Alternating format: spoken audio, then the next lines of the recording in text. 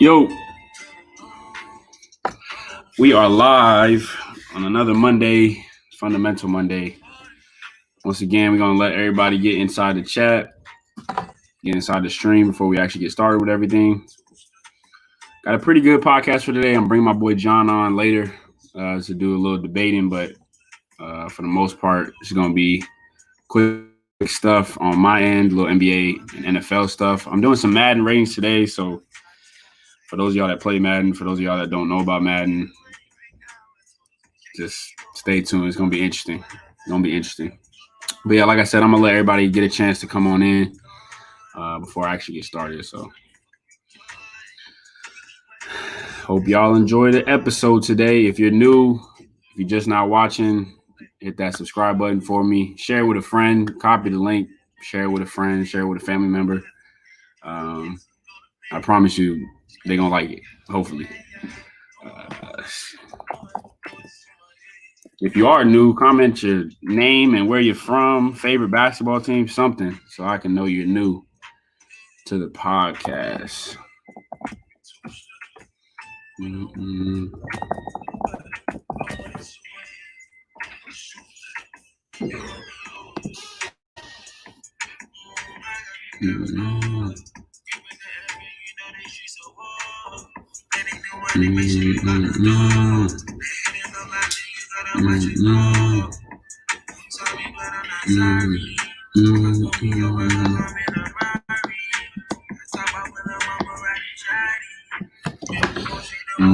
Hope everybody's doing okay, staying safe.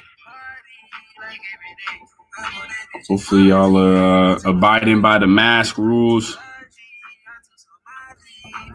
Wear your mask. It's getting scary out there.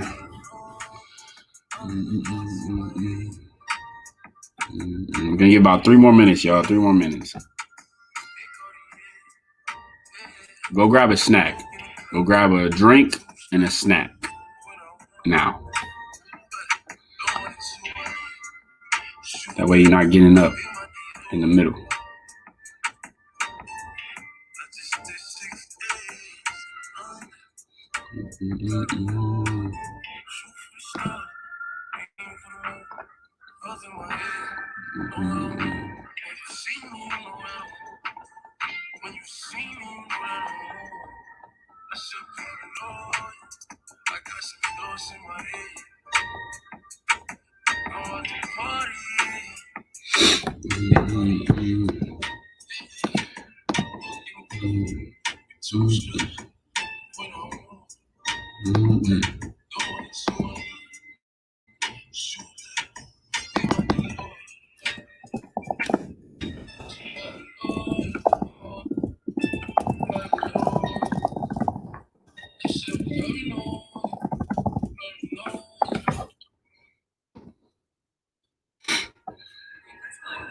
Give it a couple more minutes, guys. Let everybody come in and get settled.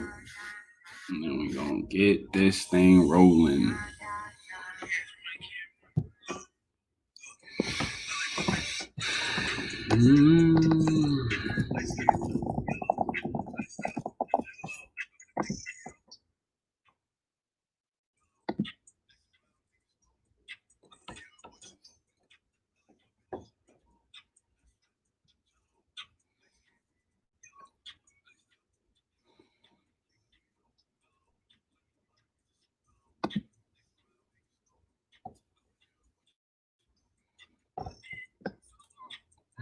One more minute, y'all. One more minute.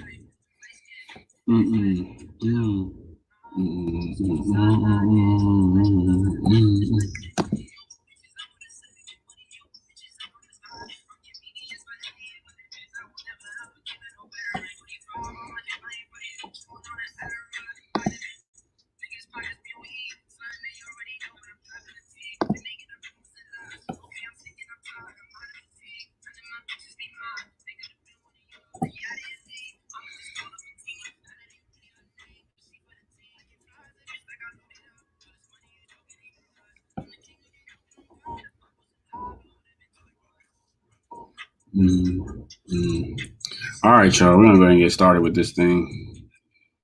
Like I said, hopefully everybody's having a great start to their week. Hopefully everybody had a great weekend. Nothing really big happened over the weekend that I can remember. I mean, we had the Redskins thing with their whole scandal of whatever's going over there in Washington. Obviously, they're not the Redskins anymore, but whatever's going on with the Washington football team, hopefully they get everything settled out because it's definitely an ugly mess over there. But other than that, just NBA news with the bubble. I know what's going on over there. The players are obviously enjoying their honeymoon phase right now, the first couple weeks. But they're definitely gonna get tired of that, and we'll get into more of the NBA restart later. But I wanted to first start off with a pick'em. So, like I always start off with, for the last couple weeks, I've been taking some images off Twitter and kind of just going over, I guess, different topics, different subjects, whether it's start, bench, cut, pick three, whatever it may be. So the first one I'm going to share with y'all is going to be, who is the hardest to game plan for? Now, before I actually get into this image, it's going to be 4 players of different generations. Actually, 2 of them are in the same generation, kind of, but when you see the image, you'll see what I'm talking about. So let me go ahead and share this with y'all before we actually get started on this thing. All right, so as y'all can see, the question at hand is, who is the hardest player out of these 4 to game plan for, right? So essentially, who is the hardest to defend? Who is the hardest to, plan to stop, whatever it may be. And obviously, hopefully, you guys know these 4. So we got Michael Jordan up top. No, this is not this era Michael Jordan, young Michael Jordan. We're talking prime Michael Jordan, whatever prime is. I'm assuming I'm going to go the back 3 championship Michael Jordan is the prime Jordan, but because he had a jump shot. Then you got, obviously, prime Shaq with the Lakers. I mean, I wouldn't necessarily say this is prime LeBron, but I'm going to go just LeBron here in general, and then prime Steph with the Golden State Warriors. I'm going to go unanimous MVP Steph. That's how we're going to describe him. All right, so essentially the question is, hardest to game plan for. Breaking down each player. Obviously, Michael Jordan is a very hard player to defend. He has a lethal mid-range. He can play in the post. He's a killer, essentially. He's going to look to kill your team, and he's going to try to win at all odds. I think he's out of all 4, you can definitely argue, even all time, he is the greatest winner that the game has ever seen, regardless of if you consider him your GOAT, greatest basketball player of all time, greatest basketball player to ever touch the ball, greatest basketball player that will ever touch a ball, if that makes sense. He's going to be hard. Then you have Shaq up top. I mean, he's definitely going to be in my top 2 when I break it down, just because of his pure dominance. I think he is the most dominant player to ever touch the basketball in terms of, he's going to give you the same consistent dominant stats, 35 to 40 points. I should narrow that down, 30 to 40 points and 15 rebounds. And he's a defensive anchor, essentially. You're not scoring anything in the paint. Then you have LeBron, the ultimate floor general. He's going to break your team down little by little. He's going to find your weaknesses, find your weak spots. And the thing about LeBron is he doesn't necessarily kill you. It's the fact that he finds those little weaknesses, those little holes in your defense, in your team, and he's going to attack them because, like I said, he's the ultimate floor general. Then you have Steph. It's his range that is the problem. You have to defend him from half court, essentially. You gotta press up on him. You can't go under screens. You can't switch because he's gonna mess your big up. And then on top of that, he's a pretty, decent passer. So obviously you can't overplay anything and you can't try to double team. So I'm gonna just do process of elimination here. Once again, if you're joining, this is the hardest player on this list, the hardest player to game plan for. I'm gonna eliminate Steph first. I think everybody can come to that agreement. And the only reason I say that is because out of the 4, he is the least athletic. So I feel like if you take away his jump shot, he's not going to beat you athletically, if that makes sense. He's not going to drive and dunk on your big. He's not faster than most guards. He's not stronger than most guards. So essentially what I would game plan for is what I think the Cavs did in one of the final series, or I can't remember, or the Rockets. They essentially just doubled off screens, right? So you essentially trap him every time he comes off a screen, whether it be off ball or whether he's on the ball running a P&R. So I think he is the least hardest to game plan for, just because of the simple fact that he's not going to beat you athletically. The next person I'm going to take off the list is this is very hard. This is very hard. I think I'm going to take. Oh man, the old heads are going to kill me for this, but I'm taking Mike off. Michael Jordan is, like I said, the greatest scorer to ever touch the ball. Him and Kobe are definitely 1, 2. You can rearrange that order however you like it. But I think, if you were to game plan it for this generation, and this is what I'm talking about, is for this generation, I believe that his jump shot is a liability. I think it was consistent, and I think it was decent enough to work back in his era. But I think in this era, I mean, with guys being more physical, guys being more athletic, I think it is possible to play not off him essentially, but it's easier to defend him if you go under screens. You're not necessarily trapping him. And I think his mentality was to, okay, I'm going to score at all possibilities. So I'm going to force everyone else to basically make plays. It was hard in that generation. I'm not going to lie to you, but I think in this generation, if I were to have more athletic players that understood the game a little bit better, understand defensive schemes, I think he is the second player I'm going to eliminate off this list just because of his liability as a jump shooter. I think the next one is going to be LeBron. I think Shaq is. I'm not even going to go into LeBron. I'm just going to skip that because we're going to save this. I think Shaq is the hardest to game plan for. You can't do anything about it. You can't double because he's going to go through your double team. He doesn't need a jump shot because he goes through everyone. You can't put a body on him because he's going to go through that person. In his prime, it's just impossible to game plan because you can't do anything. Like you can't. In LeBron's case, what I would do is I would let LeBron have LeBron, right? I would let LeBron drive to the rack. Let him have 40 to 50 as long as nobody else scores. I think that's the difference in him versus Jordan. I think Jordan, I would try to force to be a jump shooter and let everybody else make plays. Well, no, I would let LeBron make the plays and then essentially just guard everyone else, right? I just think that with Shaq, there is no possible way of slowing him down. None at all. He's like, we've seen LeBron get locked up. We've seen Steph get locked up. We have seen Michael Jordan have off nights. This guy lives in the paint. This guy up here, yeah, he lives in the paint. He's not going to have an off night. He's going to grab 15 rebounds guaranteed. So what does that mean? Oh, he's going to have 15 points guaranteed, 20 points guaranteed if he scores off all those. And he's a rough free throw shooter. We all know that. But regardless, he doesn't need to hit free throws in order for him to dominate the game. And if you want to foul him, and that's your game plan for stopping Shaq is to foul him, you're going to foul all your players out. You're going to. It's just you can't do that. There's no possible way.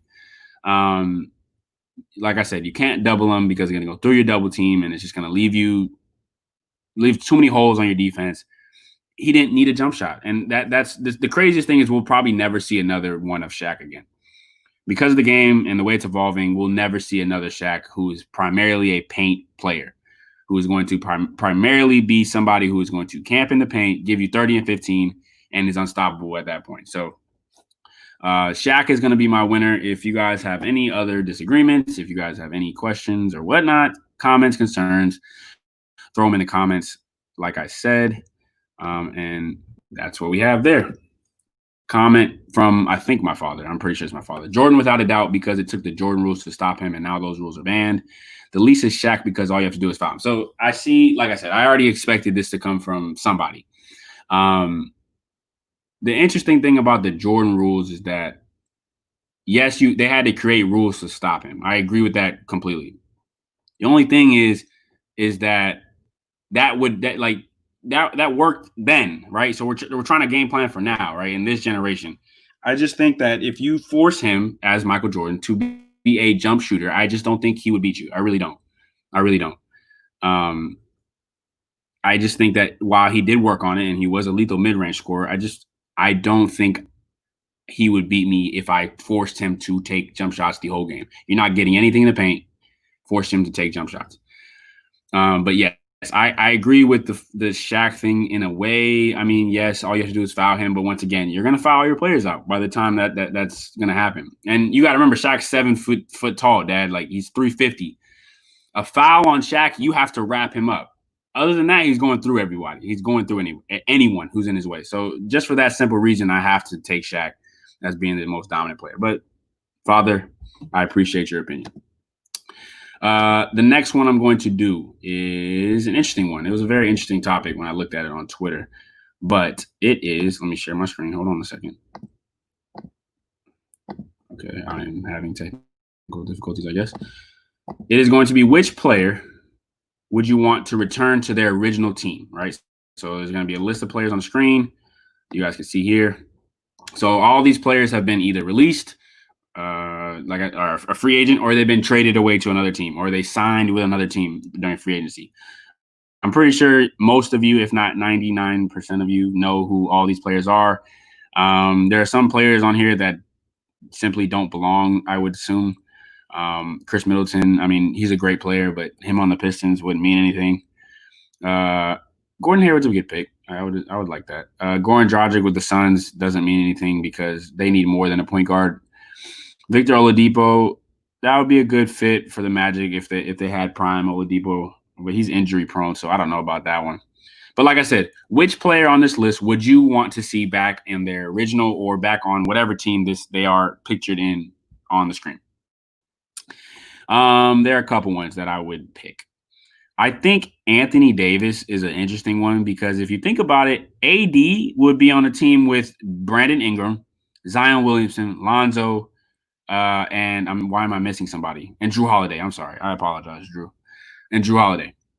That's scary because that's all they're missing. That's all the Pelicans team is missing is a center, a great center, because Derek Favors is not the answer. I am sorry.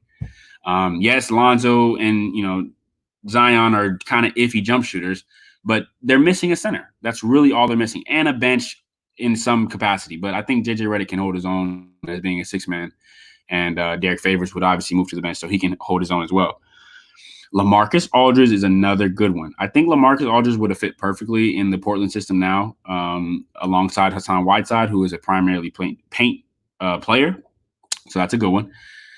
I don't like the Kawhi pick because Kawhi, he needs.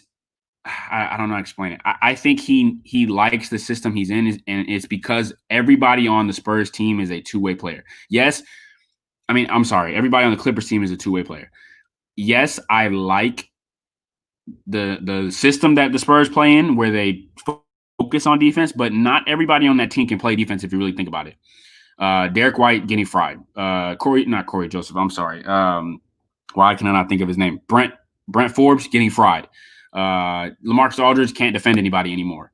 Jakob Poeltl is a great paint defender, but honestly, the Clippers team is perfect for Kawhi because he emphasizes on being a two-way player, playing both sides of the ball. And I just don't think the Spurs have enough of that if he were to come back. Derrick Rose is a bad one because the Chicago Bulls suck. So please do not say Derrick Rose to the Bulls. If you say KD, leave the chat. Please leave the chat because I don't want to hear any of that. Melo to the Knicks, terrible because they suck as well. This is a good one too. I think Jimmy Butler really messed up in Philly. I really think that his pride got in the way, and I think him, Ben Simmons, and Embiid should have worked. That's really dangerous if you think about it. Anything else? Russell Westbrook, we saw the nightmares that he created in Oklahoma City. They can't win. Paul George is a fraud in the playoffs, so I don't want to hear that one either. Chris Paul and James Harden didn't like each other. B.I. is a good one, too. I don't know why I didn't even bring it up. B.I. is a great one. I think B.I. on the Lakers now would be a perfect two-guard. My goodness. Imagine a lineup of LeBron, B.I., Danny Green / Avery Bradley, Anthony Davis, and let's say Dwight Howard. My gosh. Do you realize how big and long that team is? That's ridiculous. So B.I. is definitely my top pick, or top 2 to 3 picks. I think I'm going to have to go with Isaiah Thomas, though. I think Isaiah Thomas really got snubbed, I would say, from being I don't know how to explain it. He really got like messed over, I should say, in simple terms. Boston really messed him over. He deserved a big contract for what he did for Boston. I think he fit that system perfectly because he was a scoring point guard.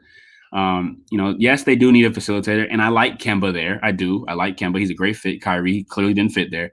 But Isaiah Thomas got messed over, and I really think that he deserved another chance in Boston. Another big one is D'Angelo Russell. D'Angelo Russell was a perfect player for the Brooklyn Nets. He came in a sophomore season, came in and proved that he could be an efficient scorer, an efficient playmaker, and he turned out to be a great leader for that team. Let's not forget he led them to the playoffs last year. So I think these two are going to be my top picks, with BI being number 3. Let me know what you think. I mean, Melo to the Nuggets, please don't say that either. I don't know why Kyle Korver is on this list. I really don't. And Kemba, he needed to get out of Charlotte. So there's definitely some questionable ones on here. But let me know what you guys think. Let me know what player you would want to see back on your favorite team. If there's one on this list that's not on here, they're not shown, y'all go ahead and let me know. Ooh, I love it. I got a lot of comments on here. Lowe says LeBron now such a huge threat that you have to keep your eyes on him with his size, IQ, and improving jump shot. True monster. Okay, so Los is referring back to the hardest to game plan image. I think that's a great pick, Los. I think LeBron is definitely hard to game plan because of his ability to be a floor general, like I said. But I just think that there are ways that teams have shown that they can stop him, i.e. the Dallas Mavericks. I've seen him get held down to a point where he can't do anything, and that's how I would do it. Then Los says LaMarcus Aldridge. LaMarcus Aldridge to the Blazers is his favorite pick. I love it. That's a great selection. I like that. Literally missing a decent 4, and Melo would move to 3. And oh my God, like I said, I think that's a perfect fit for LaMarcus on the Blazers now. You're talking about Dame, CJ, Melo, LaMarcus, and Hassan Whiteside. Even though LaMarcus is getting up there in age, I think that's a perfect fit for him because he can literally stretch the floor. I think him being in San Antonio, it forced him to play the 5 a lot, which he's uncomfortable with. He's literally uncomfortable with, and I can definitely see that pick. Miles, I don't mean to like pick on you, but like why? Why Goran Dragic? Why Goran Dragic? Why? He's not good. And him on the Suns team is just barf. That's disgusting. Zach LaVine on the Timberwolves. That's a good one. That's a great sneak pick. I actually like this one. I respect this one a lot because Zach LaVine is a very, very good player. It sucks that he's in the sorry market like Chicago. But that's a great pick. That's a great pick because him, D'Lo, and Cat, solid. They just need a bench. And Coach K, Skinny Melo. So I'm assuming you're talking about Skinny Melo back on the Nuggets. So that's it. Him within that Nuggets team now, it's tough because, yes, Jokic is a great compliment to him because, I mean, he's a pass first big. You never seen that before. And so I think that would complement the Nuggets well because they need a scoring wing. I mean, the closest thing they have is Gary Harris / Michael Porter Jr., who's not ready yet. So I like that pick a lot. Appreciate you guys coming in the comments, showing some love, but we're going to have to move on to some Madden ratings. Sorry. Goran or Rubio. I understand why. Like I said, Miles, I like the Goran Dragic pick because, yes, he's better than the point guard there, Rubio. I just don't think that like he would make a difference. I really don't. Honestly, he's not that great of a guard.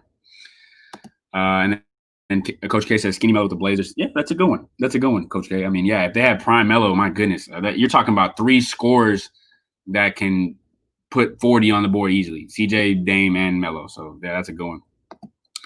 And my last one is my dad says James Harden, OKC. I don't know because him and Chris Paul didn't work out so I don't know him being back there with Chris Paul. Now that team is I would say a lot more functional than the Rockets team, but I just think that Chris Paul is in a perfect position because he is literally a floor general that leads the team.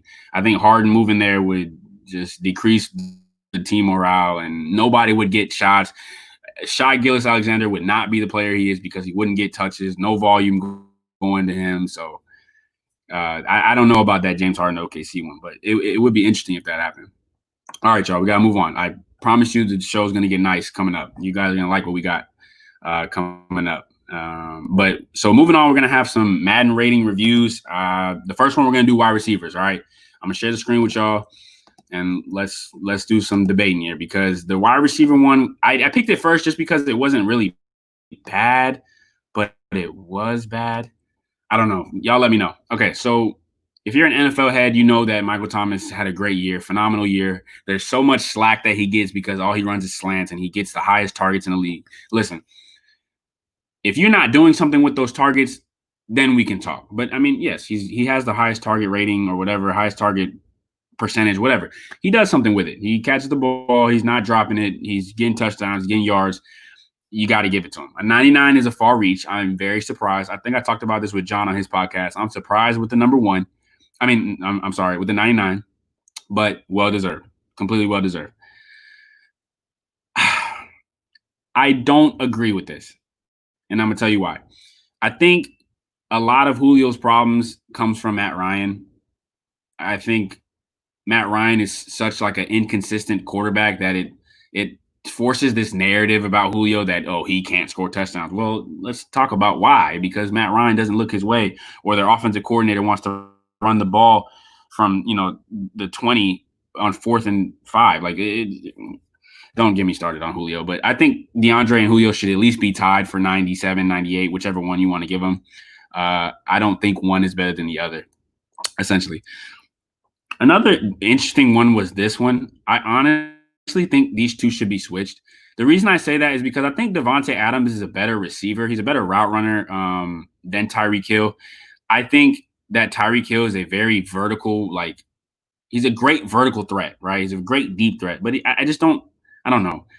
He just runs straight, and then Patrick Mahomes just launches it. I know that requires skill. It does. Don't get me wrong. But a 96 is forced. I'm sorry. That's forced. I think these two should be switched. Devontae Adams is a great receiver, great route runner, is a great red zone threat. My goodness. And he's a better route runner. And I just think that Tyreek's speed is the only reason why he's at 4. But to each his own. We can talk about that and debate that all day. This 6 through 9 is where it gets interesting, right? They force with this one because this guy right here, Mike Evans, is a great receiver. I don't know why people don't understand this. Mike Evans should at least be a 94, at least. He is the number 6. I'm sorry, I'm a Dallas Cowboys fan. I love Amari Cooper, but Mike Evans should be number 6, if not 5, with Tyreek being at number 6. If we're being honest, I think Mike Evans is a top 5 receiver, but if we're talking Madden ratings, then yeah, I think he's outside looking in. Stephon Diggs should drop down to like 9. I think he's the greatest route runner in the league. Don't get me wrong. And I think he got robbed a lot because of being by alongside Adam Thielen, who is Kirk Cousins' favorite target. But I just think that we need to see him on his own, right? We're going to see how this plays out in Buffalo. What's his name? Josh Allen isn't a great deep. I think he didn't have one completion over 35 yards. So Stephon Diggs is a deep threat. So we'll see how he plays alongside Josh Allen, and we'll see if they implement him into the system. I mean, they picked him up for a reason. But I just don't think he should be above Mike Evans and Odell. I'm going to tell y'all what. Odell he's very underrated. Not underrated. I just think he gets a lot of heat just because of his mindset. He's kind of like the Kyrie Irving of the NFL. In my opinion, he's a big drama queen. Something's wrong with his head because he says a lot of weird stuff. But he has the best hands in the league. Let's not debate that. I hope all of you understand that. Great route runner, and if we're being honest, he's probably one of the better playmakers with the ball. Once he catches the ball, he's a great elusive player. It's hard to tackle him, and he's fast. Like he's super fast. Outside of Tyreek and possibly maybe Stephon Diggs, he's fast. He's really fast. So I think Odell takes the number 8 spot. I think Amari is a better receiver than Odell. He definitely proved that last year. So I'm going to go 6 Mike Evans, right? I'm going to go 7 Amari, 8 Odell, 9 Stephon, and then Keenan Allen. I think Keenan Allen is right where he needs to be. Y'all let me know what y'all think, but that is my take on the wide receivers. That definitely is my take on the wide receivers. No comments? Okay, beautiful. I love it. Keep it up, guys. Keep it up. All right, the next one we're going to do is cornerbacks, all right? Cornerbacks. So let me share the screen again. This one's interesting because a lot of people don't really pay attention to cornerbacks. I do, but if y'all do, share what y'all opinions are. So Stephon Gilmore, I don't think should have deserved a 99. He had a dominant year, so obviously Madden bases it off the year before, which is not the most terrible thing, but I just don't think he's a 99, and that's going to show this upcoming year. Jalen Ramsey, he had a weird year last year getting traded, so obviously that hurt his stock just a little bit. He didn't have the greatest statistical year, but I think that when I watch film or watch his like games, you can tell like people don't want to throw to him. They know that he's a threat, and so that's why he doesn't get a lot of high interception seasons. But he's a lockdown defender when it comes to the cornerback position. This was forced. The Jair Alexander thing, oh my gosh. If y'all go back to the Green Bay Packers versus Dallas Cowboys game, he got fried. Like he got toasted by Amari Cooper. And if you get toasted, on like a jump ball play, I'm not gonna like hold you for it. But this guy was getting burned on deep threats, double moves, quick slants. Like he was getting fried by Amari Cooper. And I didn't watch every Packers game, but I don't think he deserves a 9-3. Casey Hayward is a great cornerback. I like that. Tre'Davious White for the Bills. I like that spot. Marlon Humphrey is a great spot as well. He's a great cornerback for the Ravens. He is definitely a better cornerback than Marcus Peters. I don't know why people think Marcus Peters is a great cornerback. He's not. He just is there. Like, he's a great playmaker when it comes to the cornerback position. I don't know why. Last year, he was just in the right spot at the right times a lot of times because people were trying to test him, and he proved that, hey, you can't test him all the time. But there's a reason why he's not in the top 10. Richard Sherman definitely proved that he is back. So 90 is – I like that. I like that a lot. Patrick Peterson, he didn't play last year a lot or at all, if I can recall. So the 89 is generous. Desmond King, I like that. Chris Harris, I like that. I think they're missing Xavier Howard for the Miami Dolphins. I think he should be on here. As well as I think Minkah Fitzpatrick is missing too. I think he's a safety. I'm not sure. But either way, they're definitely missing Minkah Fitzpatrick. But let me know what y'all think about this list. Like I said, the 1 through 5 is okay. I just don't think Jair Alexander is the worst one on here, so I don't like that at all. At all. Marlon top 3, yes, I agree. I think Marlon Humphrey is a top 5. I'll give you top 5, Miles. Top 5. Mike Evans can't run. All he do is jump high. Let's be honest. He's a vertical threat. He's a vertical threat. Come on now. You know that. Richard Sherman is 54 years old now, right? Yes, he is old, but he proved that he could still play with the big dogs last year. He did. That was a great 49ers defense, and he was one of the leaders for that team. So I think I have one more. I think it's going to be the tight end one. So stick with me. No, 2 more. Let's do the running back one because I'm going to save the tight end for the last one. The tight end one was completely just it was horrible. So let's do the running back real quick. This one's easy because this is going to be a biased opinion. So sorry, guys.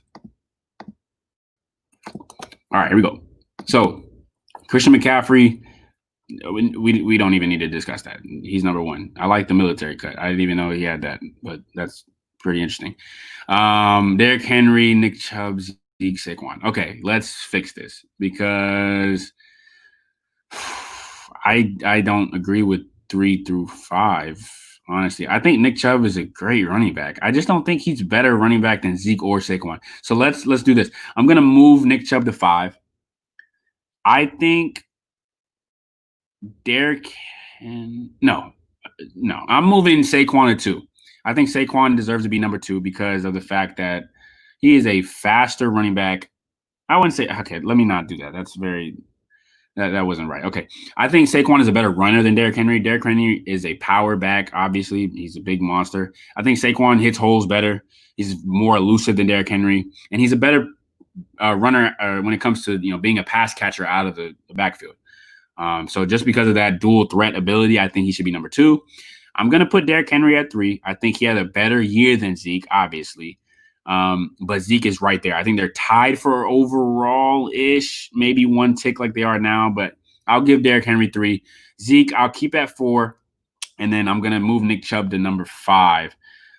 Nick Chubb needs to show me that he's a dual. I mean, he doesn't have to show me that. Like, you don't have to show me that you're a dual threat to be dominant running back, but I think the fact that these 4 guys do it better than him, besides maybe Derrick Henry, but that's because Derrick Henry's 6'10", 300 pounds.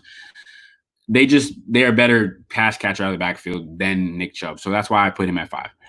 Dalvin Cook, he needs to show me something this year. I don't know what's going on. He's holding out, but he needs to show me that he can stay healthy for a full year before I can give him credit for anything. Aaron Jones really got nicked here. Aaron Jones had a great year. He had a lot of touchdowns. I already know specifically because he balled out against the Cowboys. So Aaron Jones got robbed here. Joe Mixon is a very underrated running back because of the team he plays on. Y'all are going to see him go off this year with Joe Burrow being there. And then this one, my gosh, they were generous as don't know what for Josh Jacobs. Man, because they already tied him with Alvin Kamara. Now, Alvin Kamara didn't have a great year because he was injured. And, he showed that he might not be a top 5 running back that we all thought he would be. They might lean on him more this year with Drew Brees getting up there in age and him being on his last year. So we'll see how they split the volume. I don't know if they're going to try to preserve him so he doesn't get injured. But I definitely think he's a better running back than Josh Jacobs. I think Josh Jacobs really got forced into this. I don't know how and don't know why, but he should definitely be switched with Alvin Kamara. That one's a pretty easy one. I'm hoping that we can all agree on that one. Miles says Saquon 1, C-Mac 2. It'll be proved this year. I agree. I think Saquon will be a better running back this year than C-Mac because of the different system that Christian McCaffrey is going to play in, the fact that he's not going to get as much volume as he used to in the past. You have Teddy Bridgewater there. You have a new head coach. I agree with that statement, Miles. I like that a lot. Okay, the last one, I promise. The tight ends. Don't even get me started on this. This is horrendous. Y'all are going to see it as soon as it pops up, okay? Y'all are going to see it. What is this? What is this? What is you mean to tell me Rob Gronkowski has a better Madden overall than Lamar Jackson? Because if y'all remember from my last episode, Lamar Jackson is a 94 overall. Rob Gronkowski took a year off, is skinnier in a new system. I wouldn't say, a new system, an older Brady, less targets, assuming that Brady looks to other options because he has plenty of them. A 95? Oh, gosh. I'm not even going to argue with the Kittle Kelsey because they can interchange either way. That'll never change for the next 5 years. But, God, this is so bad. This is so bad from Madden. I don't know where the love came from, but they definitely need to tone that down. Hopefully he proves me wrong, though. Zach Ertz, I think, is a better than a 90. I think Zach Ertz is at least a 93. I'm a Cowboys fan. I hate the Eagles, but I got to give credit where it's due. The next one is Evan Ingram. Oh, my gosh. They have quarterback issues. I understand Daniel Jones is not what they wanted, and he's growing, so I got to give it to him. But an 88, he didn't do anything. Evan Ingram didn't do anything last year. He was hurt most of the year. The only reason why he got an 88 is because he has like a 92 speed probably. He's a fast tight end. I'll give him that. But, God, an 88 overall, it's just Okay, the next one is just pitiful. Jared Cook is old. I don't know why he continues to get love from Madden. He's old. He didn't do anything either. Like, I had him on my fantasy team for like 4 straight weeks, hoping he would do something. Nothing. And 87 is forced. Greg Olsen, he's gonna get like the what do you call it? I don't know how you explain it. He'll get like the Richard Sherman. Jesus, English. He'll get the Richard Sherman treatment just because he's a legendary tight end. He'll always be in the top 10 when it comes to Madden. And there's not many good tight ends, so he'll always be there. Right here, Mark Andrews, breakout year. Lamar Jackson's favorite target. 86. He should be an 89. He should at least be tied with Austin Hooper. Definitely a top 5 tight end last year. Darren Waller is another one that got robbed. I think Darren Waller was like top 3 in receiving yards per game in the tight end position. He should definitely be 6, if not 7. This list is completely atrocious. I don't know who was in charge of the tight ends, but if y'all would like to boycott Madden, I'm all for it because this is terrible. This is awful. Completely awful. I don't like it at all. My dad says Greg Olsen only has one leg. Exactly. But he'll get the treatment. He'll get the treatment. I'm not going to lie, yo. But moving on, I'm going to bring John in for this one just to get a kind of input on this next news topic. So hold on a second. Welcome in, Johnny boy. You can hear me?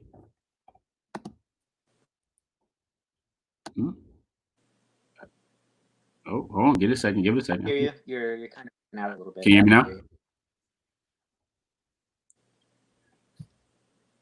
Uh-oh, that's not good. All right, hold on a second. We're gonna have some technical difficulties. All right, what about now? Yeah, you're good. Oh, you're lagging a little bit, John. I can't hear you. Hold on a second. Try Okay, now. hold on 1 second. There you go. I can hear you. I can hear you. Good. My fault. That was Is my that better? fault. I had you muted. Yep, we're good. I promise. My fault, y'all. So over I think it was the last 2 days, the NFL got hit with a bunch of tweets from players. I'm talking Breeze, J.J. Watt, Russell Wilson, Richard Sherman, all of the top leaders in the NFL community came out and spoke about how they want to hear something when it comes to how the NFL is going to plan this upcoming season. My question to you, John, is what does an NFL restart look like to you? Does it look something to where they try to get everybody in some type of bubble? It's hard because there's so many teams. Do you see them playing, similar locations? I think we talked a little bit about on your podcast, but just give these listeners a little bit of your input on this. Yeah, and so I've been thinking about it quite a bit actually today, just because I saw something to where it's either some NFL owner or some NFL exec is saying cancel the entire preseason. That's the next move that they're really pushing for, and we talked about it before on your show. We talked about it on my show. So I think that's really the next move. And I don't know if it was California's governor or someone was talking about training camps. Like they're not expecting training camps to start on time. So if training camps don't start on time, it's really hard to even have a preseason and then start the NFL season. Um, so I don't really know what an NFL restart looks like, but I just don't see the NFL sacrificing all that money. So like if they really wanted to No, restart, I don't think they're going to play games without fans. They don't want to do that. They don't want to do the 50% capacity or 25% capacity like they're going to do with some of these college sports. So I could see the NFL either trying to start like late winter or even pushing it back to like January. Um, just to that way they can pack the stadiums, that way they can get all the fans and make all their money. 'Cause I think that's the biggest concern for them is the money. Um, and not being able, even being at 50% capacity, they're losing so much revenue. So I think their big issue is the money, and I think they're going to come out soon with either a modified schedule or with like an announcement of what they plan on doing. for sure. For sure. I like that. I mean, you're completely right. When it comes to the NFL, my gosh, they pull in the money every Sunday. Like everybody said, Sundays are owned by the NFL. Football is for Sundays, right? So they're definitely not going to sacrifice that when it comes to the restart. But I do agree with you. I think that there's going to be either cancellation of preseason, training camp's going to be really weird. But I do see a reduced season. I see it to where you have less games. You're going to have a 16-game schedule. They're going to have probably 10, maybe 8. It's definitely going to get cut just because of the fall is going to be interesting because the virus, the way it works, it's like the flu, right? The flu season is in the winter time.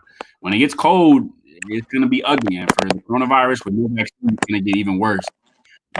So I agree with you. It's going to be hard, but I definitely see a reduction in games, whether it's the preseason or um, the actual season itself.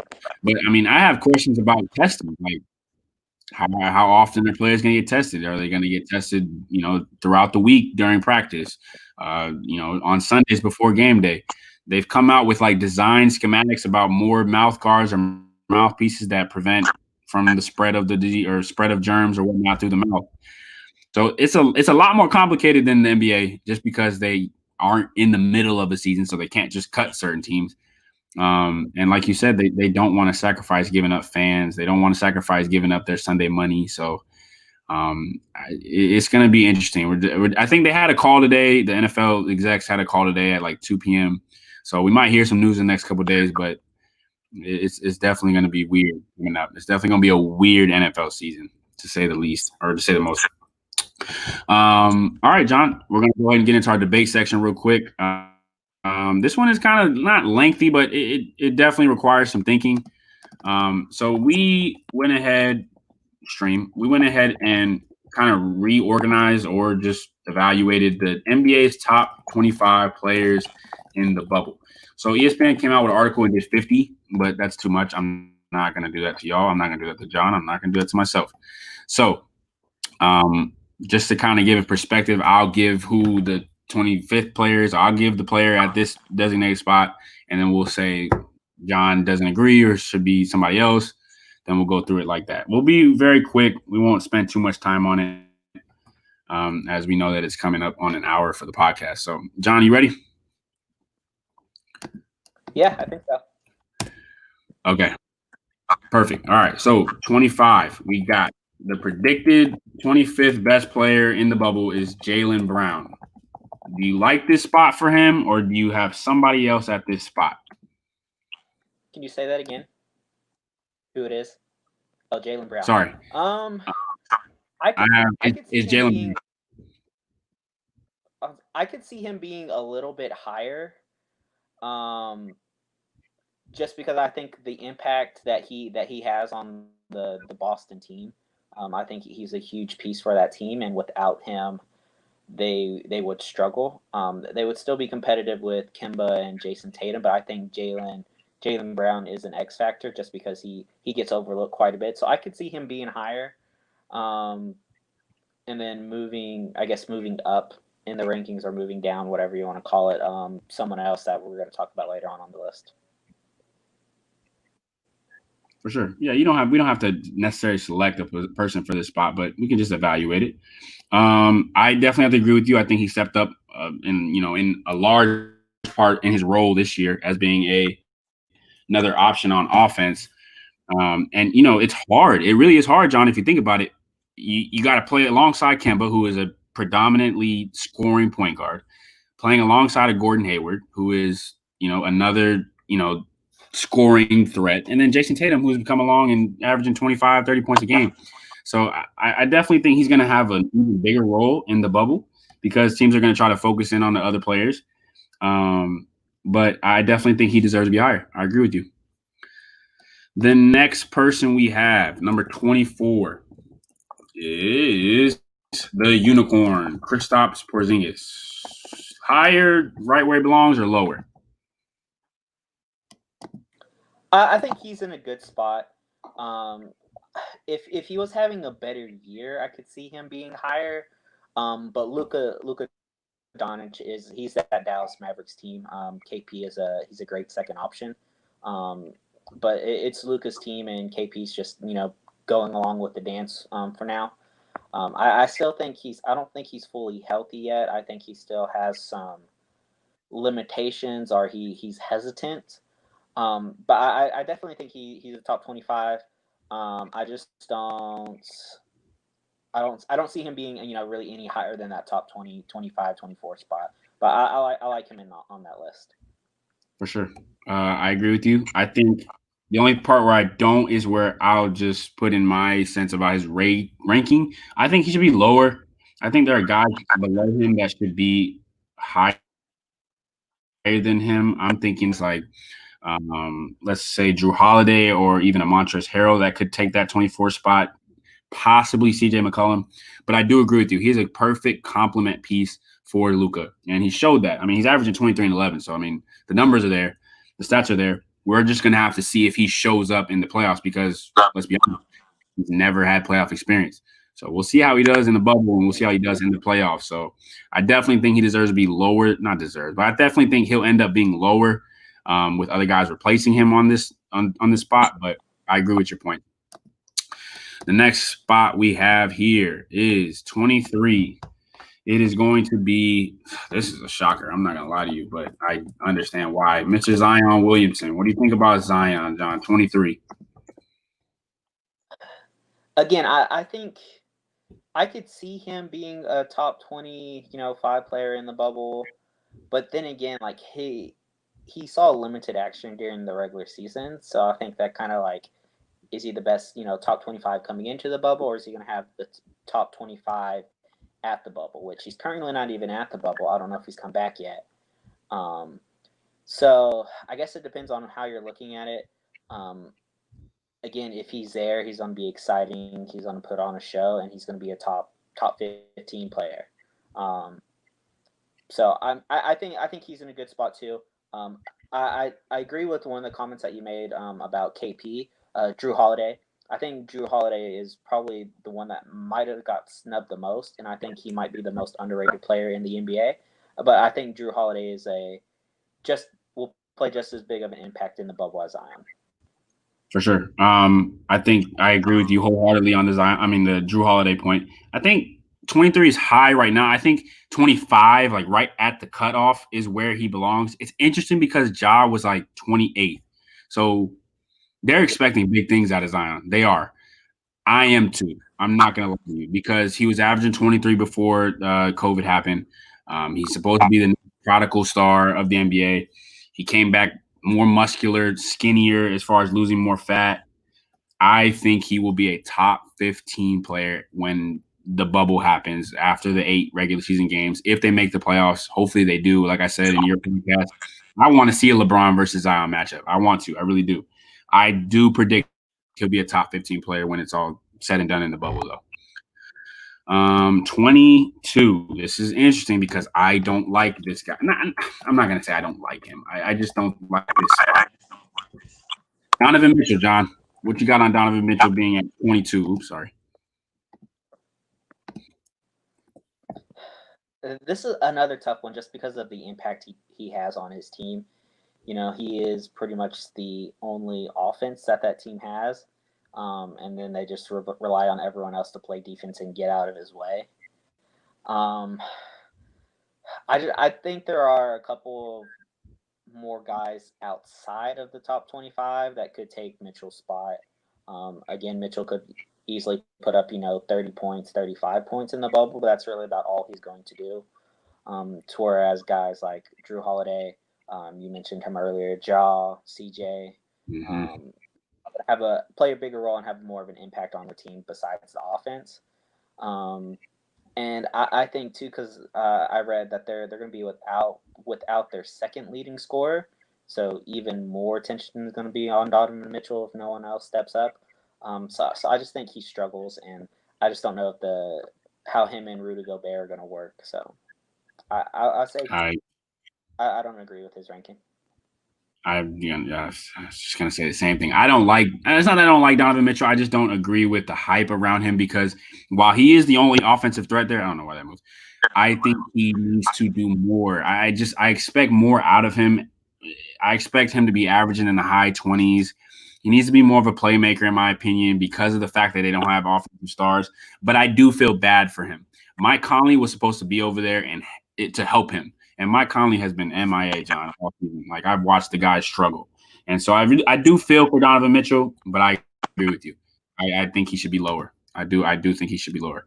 Miles says, John, did you say Mitchell, the Jazz only offense? Have you not seen the team? What do you have to? You can respond. I'm not gonna do it. You got it. Who else scores on that team? Tell me.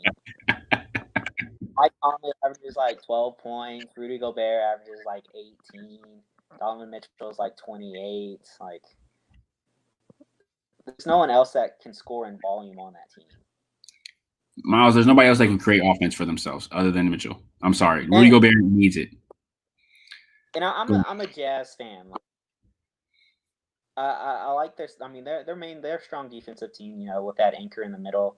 The last couple of years they've been my sleeper team, but this year they're not my sleeper team. So I agree. I agree. Yeah, they haven't done anything to improve their roster the last couple of years, and everyone else has. Moving on to number 21, John. This one's a very interesting one too. I definitely did not expect him to be this high. Bam Adebayo or Adebayo. Bam Adebayo. What do you got on Bam? See, yeah, I was very surprised about this one too. I haven't watched much Bam. I know you talked about him quite a bit here recently, so then I'm fine with it. He's a top 5 candidate for defensive MVP or defensive player of the year. And I think he's just another good compliment for Jimmy Butler. those two together on defense, very aggressive, very just in your face kind of style. And, don't quit, play till the whistle blows, play the full 48 minutes. So I like his ranking. I think it's well deserved. He's earned it. And I think he's going to prove himself that, he is there, and that they don't need Hassan Whiteside. I agree. I think he's a great replacement for Hassan because Hassan was so limited as a defender. He really could only play in the paint. He was struggling to guard pick and roll situations. Bam, I've talked about it before. He's probably one of the top 5 versatile players in the league because he can guard essentially 1 through 5, if you really think about it. I think his spot is well deserved, but I think I'm going to put him at like 24, 25, right in front of Zion. I think even KP, I can argue, is a better player in the bubble. Will be a better player in the bubble just because of his impact on the team. But I do agree with the compliment for Jimmy Butler. Bam and Jimmy defensively is going to be a nightmare. So I like it. I like it a lot. We're getting into top 20 here. This one's another interesting one too. Before we go, sorry. Bam, most improved. Yeah, I think that's what it was, John. I think he was in the top 5 for most improved player of the year. I definitely think he deserves it. If not him, it's going to be BI for most improved. Number 20, John, we got Mr. Kemba Cardiac Step Back Walker. What do you got on Kemba Walker being 20? He's another player that I think earned his spot, but could definitely play himself into a better position, maybe even top 15, just because he's been in such a small market team and like he's gotten overlooked quite a bit. But if you look at his numbers, he's just every year, he's improved overall. His point total, his assist total, his assist to turnover ratio, his total percentage, his shooting percentage, his 3-point field goal percentage, like everything. He's just gotten better and better. And like a lot of people forget that, he was that team, at UConn, and just how clutch he was. And Right. I think now he's going to be on the big stage, the spotlight, even though there's not going to be anyone watching him. Right. I think he's going to have a chance to really, show that he is, top 5 potentially point guard in the NBA, definitely top 10 point guard in the NBA.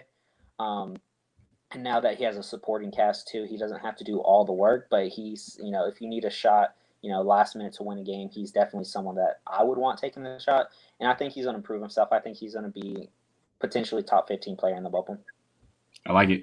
I like it a lot. I think you hit it right on the nose with the fact that he has been on a very bad team, and we're gonna see Kemba play in the playoffs. John, we've never seen him in the playoffs, so that is gonna be interesting. I think he is a great complement piece for the Celtics. I think he's the perfect point guard for them. He doesn't need the ball. Like he doesn't need to score 30 again, unlike Kyrie, like Isaiah Thomas. Those guys were great at what they did, but they didn't complement the team well. I think he's a perfect fit. I think he will be a top 15 player in the bubble if they make a playoff run. And I definitely think he's above this next guy. My gosh, my dad is going to have a field day with this one. Just wait. Just wait till the comments pop up. Number 19, Mr. Bowling Ball himself, Kyle Lowry at 19. John, what you got on Kyle Lowry? There's maybe 25. That's pushing it, but definitely top 20. Like there are some way better point guards that are outside the top 25. Like you said, Jaws at 32. Kyle Lowry might be a great leader. Yeah, I mean he's a great veteran leader for that Toronto team. And he played a big role in their championship last year, but no, not top 25, not top 30. Top 50, I can see it, but not top 30. I'm gonna keep I'm gonna keep this short and simple, y'all. No, not 19. He's a great regular season veteran point guard. He gives you 15 to 20. He gives you like 8 assists. Great regular season player. He disappears in the playoffs. We've seen it multiple times. I don't know why I haven't blocked you yet. I'm not gonna lie to you. I don't know why I haven't. I just think you come on here just to be funny. So I'm just gonna ignore that you said that. Keep it short and simple, John. Just like you said, maybe top 30, maybe pushing it. The next one is interesting too. As much as I appreciate his game, John, number 18, Rudy Gobert. I'll save mine for the end. But go ahead. Rudy Gobert, what you got? I think they gave him a little bit too much love too. I think he's top 25, just because of his defensive skills. Um, but I would put him maybe 22, 23 range, just because again, I mean, he's going to play a huge impact on defense, but that's really the only place he's going to make an impact. Yeah, he's going to get some putback dunks or some little easy like offensive points, but he's not going to create offense on the post or on the block. Um, but he's a monster on defense. Stay out of his way. Right. I think the whole picture of him being a DPOY, you have to put him top 25. I can't put him outside just because of the simple fact. But like you said, his inability to create offense for himself is the reason why the Jazz will not go anywhere. You have to have a big that can do something offensively other than catch lobs. I mean, you have to in order to be somewhat successful, unless you're the Boston Celtics or the Houston Rockets. Small ball works, but not in Utah. So I definitely think 25. I'm gonna move Zion and Bam up. I think 25 is a good spot for Rudy. Number 17. This one's interesting because I think he's too low, and it's because of who he plays alongside of. Chris Middleton. What you got on Chris Middleton? Again, I think they gave him too much love. He's definitely Robin on that team, behind Giannis. I think Chris Middleton is somewhat overrated. I don't know. It's tough. I'm not gonna lie to you. It is tough because Right, he doesn't do many things wrong. But like if Giannis was to miss a game and Chris Middleton was to be the focal point, I just don't think he would be it. I don't think he would be that much of a game changer without Giannis on the court.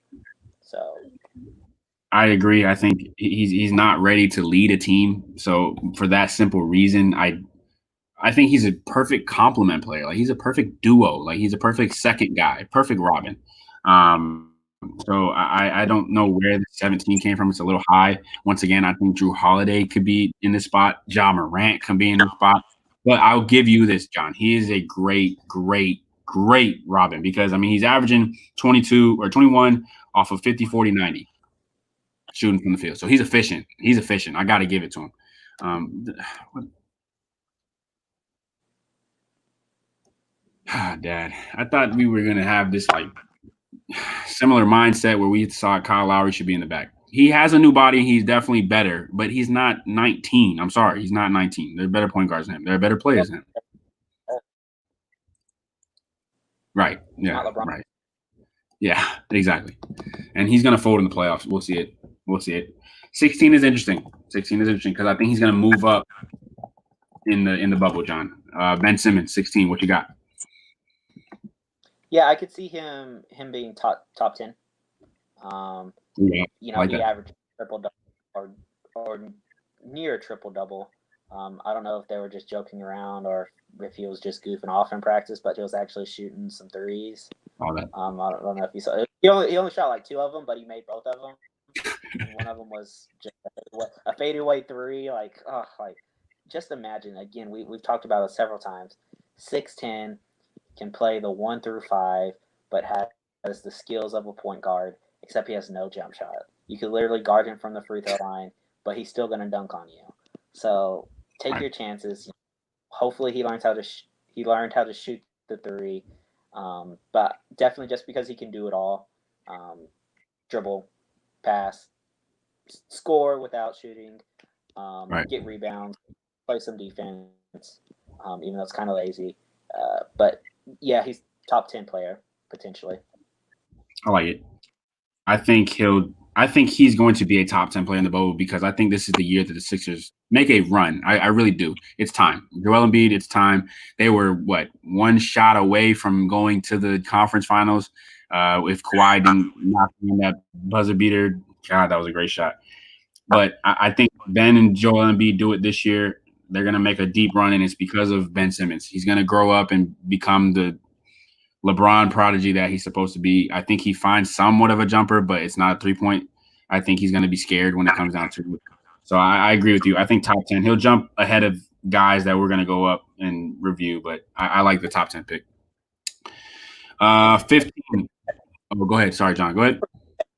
Still, what, 22 years old? Like, Yeah. yeah, he's been around for a while ish, but he's still, a baby compared to a lot of those guys in the NBA. Sure. He has room to grow, without a doubt. His potential is through the ceiling. 15 is interesting. I think I don't know. I'll just let you go. Chris Paul. Top, I would put him maybe at 20. I definitely put him ahead of Kyle Lowry. Again, I feel like he like reinvented himself. I don't know what happened whenever he was with Houston, but it just didn't work. Yeah. But then in OKC, he's quietly put up great numbers, like Chris Paul of old. Like, I don't know, maybe it's just not being in the spotlight, because he was in LA and then he was, in Houston with James Harden. So maybe just finally going to a smaller market team where he can like do his thing, have an impact. And, he really is helping these younger players, get better. He's really, really mentoring these players, which is, what he should have been doing in Houston with James Harden, help him fully develop. But that didn't work. But he's really played his role very well in OKC. He made the All-Star game. Should he have made it? Questionable. But he's definitely worthy of I would say number 20, if not top 25 for sure. I agree. I think he is 75% of the success in OKC just because of his leadership abilities. He's turned that team into what was supposed to be a rebuild year into a playoff team. Do they go far in the playoffs? No, I don't think they have enough star power to push them through, these other teams. But I think 15 is a perfect spot. I think it's a perfect spot. Just because of the people behind him, like Chris Middleton or like a Rudy Gobert or Kyle Lowry. Like, I think 15 is perfect. I think it's a perfect spot for him. 14. I like this one. I like this one a lot. I think he goes top 10, but I'll let you go ahead. Pascal Siakam. I think he's in a good spot. I think his season last year, his playoff run last year, and the way he was playing this year, he's really stepped up. A lot of people were concerned is how good this Toronto team was going to be without Kawhi. Is Siakam really that good without Kawhi? And he really proved himself. He proved he's an all-star. He's the top player on that team. Another young player with very raw talent. He hasn't been playing basketball maybe like 8 years, maybe, or something like that. So he still has a lot of room to grow. But he's worthy of a top 15 spot, and he's going to prove himself. He's going to carry that Toronto team to the playoffs. Yeah, I agree. Looking at his progress over the last 4 years he's been in the NBA, steadily getting better. You can make a case for him being most improved again this year. He's averaging 24 points a game. The fact that he's leading that Raptors team is immaculate. So just for that reason, I think I like the spot at 14. A couple of guys ahead of him, I think he jumps to those spots. That's why I say maybe top 10, top 12. But I like Pascal Siakam. I like him a lot. I like this spot. The next one it's tough because I think he should be higher, but 13 is Jason Tatum, John. Jason Tatum. I know me and you are both high on this guy, so what you got? I think he shows, he's top 10, top 8 player in the bubble. He just does everything right. He's great on offense. He's great on defense. He's smart.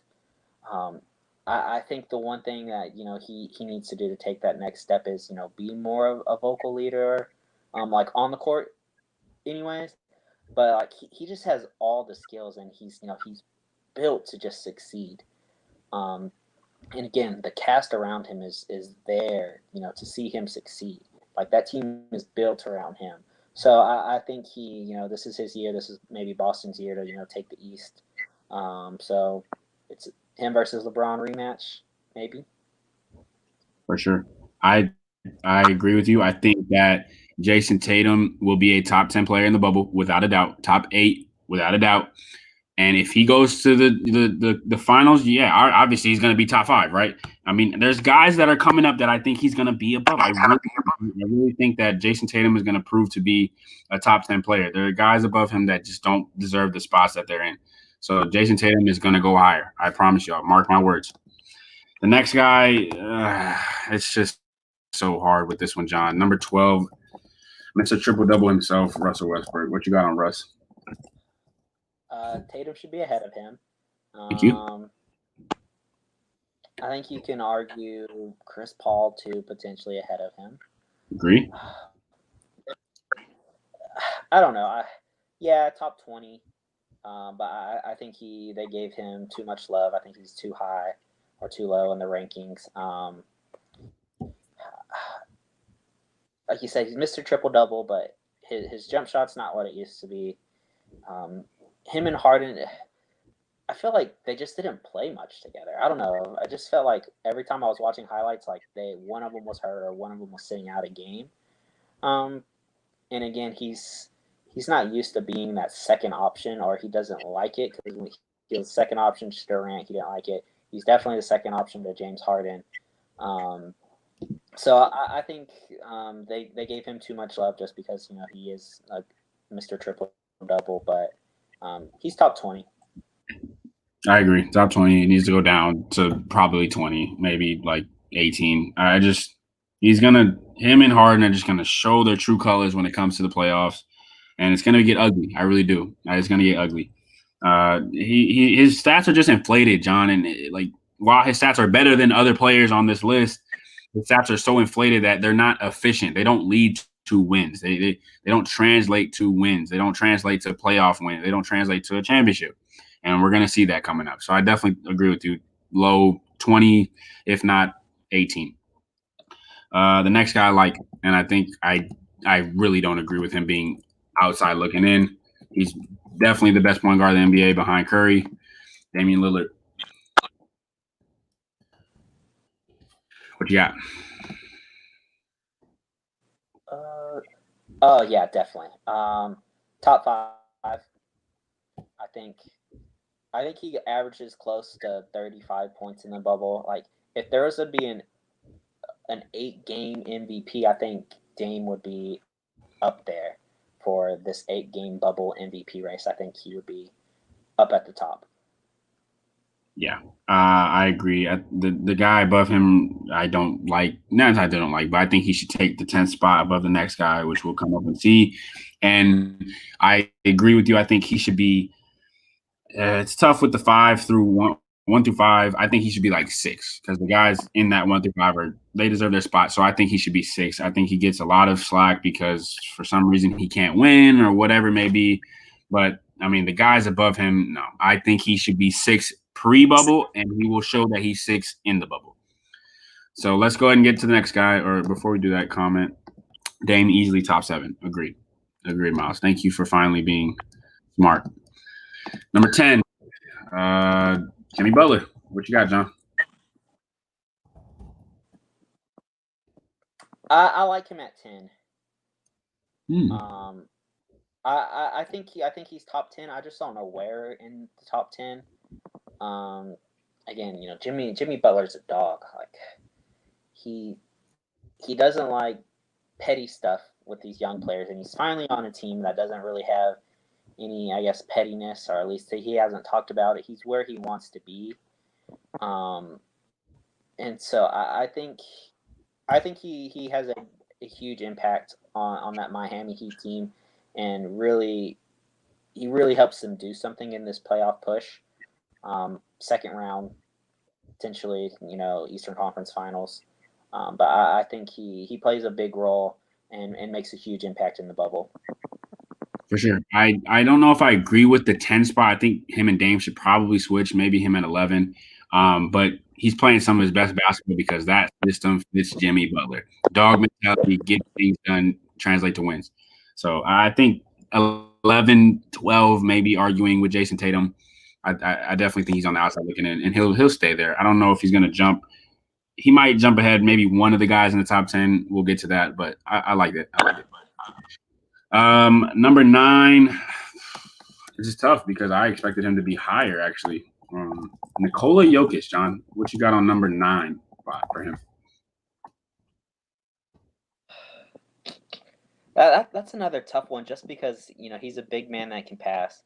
He has I guess an overlooked offensive game because he is such a great passer, and he can rebound. He and he's in better shape now than he was before. Apparently, he lost a lot of weight, or really toned up his body, so he can move around a lot better. So I'm interested to see like what kind of impact that has on his game, if any. But I think 9 is maybe too good for him. I would see him like 12 or 13, maybe just ahead of like Russell Westbrook, and some of those guys that we said were ranked too given too much love. But I would put him, maybe 12, 13 range. I would definitely put like Dame, Jason Tatum ahead of him, even Jimmy Butler. Yeah, I agree. Those 3 I was just gonna say should be ahead of him. I don't know. There's something I don't like. I don't know. It's not that I'm not a fan of. It's something that he's missing. I think he should be more of an offensive scoring threat as a big, and I think that's probably what I don't see in him. He's not really a threat to score the ball. Yes, he can stretch the floor and shoot.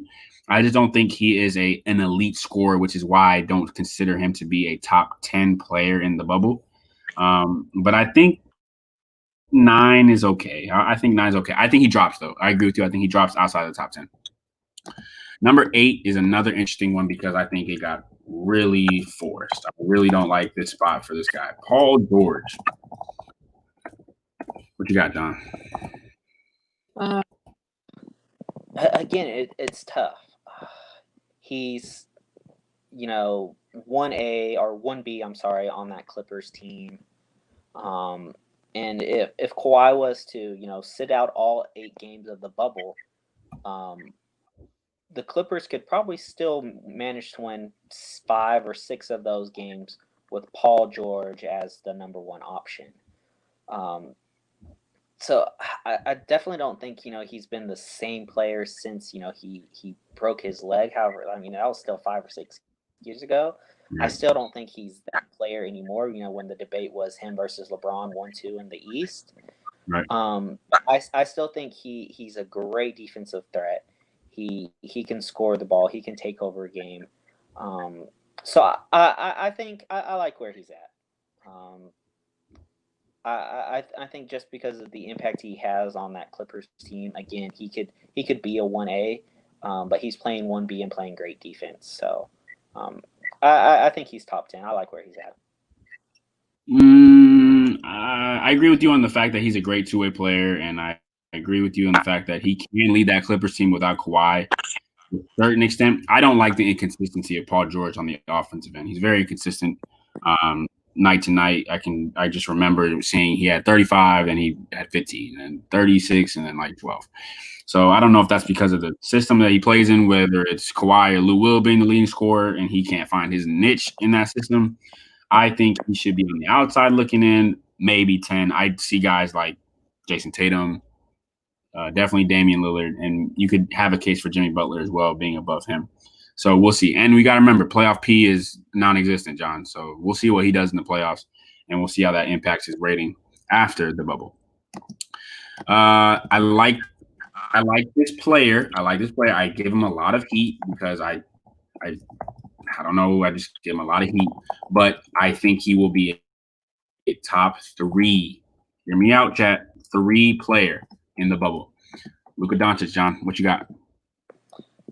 Another triple double machine.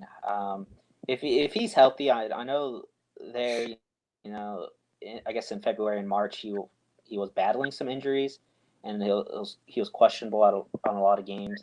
So I think this rest did him some good. Let him get back in shape, let his body heal. And I think that Mavericks team is going to put on a show in the bubble, and it's going to be because of Luca. So I think he moves up to a top 5. Again, he's a top 5 MVP candidate right now. Even top 3 for a lot of people. So I definitely see him being a top 5 player in the bubble. For sure. Just because of that reason, John. MVP candidate, and the fact that the Mavericks team is where they are because of him. They're there because of him. If he doesn't play that way, they're 9-10 seed. I think that he surprises a lot of people in these 8 games, and I think that he surprised a lot of people in the playoffs. I think he's going to come to show that he's an elite player, and that's where you prove that is in the playoffs. Right now, they're matched up with the Clippers. That'll be interesting to see how he matches up with them or how they fare against them. But I top 3, John. I think Giannis, LeBron, interchangeable. Then Luka. I like Luka a lot. I watched some film and I did some research and I did my stuff. I like him a lot. I think that is good.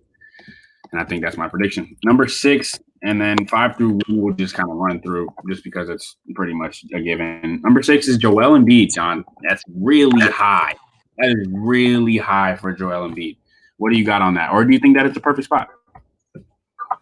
I think he's top 15 for sure. There's argument for top 10, but I just think Dame, Jason Tatum, potentially even Ben Simmons just outperforms him in the bubble. I think Luka outperform him in the bubble. Yeah, he's definitely, if we're going like a full season, I could see Joel Embiid being a top 10 just because he can easily average 25 and 15 if he wanted to. But I just don't think at this time in the bubble, I don't think he's going to be a top 10. I agree with you. I think he's missing that step, that dominant step that Shaq took, that Dwight had.